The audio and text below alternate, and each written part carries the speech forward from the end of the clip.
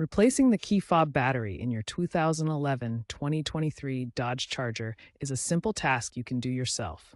The Dodge Charger uses a CR22 battery. You'll need a small flathead screwdriver or a plastic pry tool and a new CR2032 battery, available for $2 to $5 online or in stores.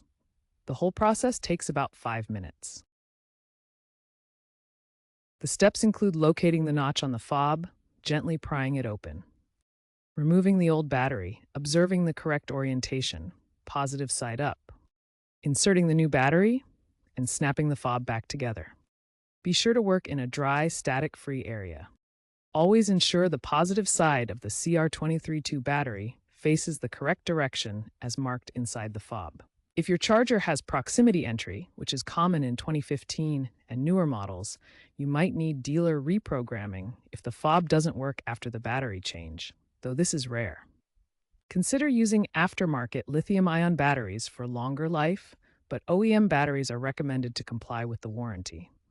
Battery life is typically 1 to 2 years. Future trends indicate a shift towards rechargeable or even battery-free fobs, particularly in newer electric vehicles like the 2025 Charger Daytona EV, so replaceable batteries may become obsolete in the future. If you encounter issues, resources like YouTube tutorials and online forums can offer guidance.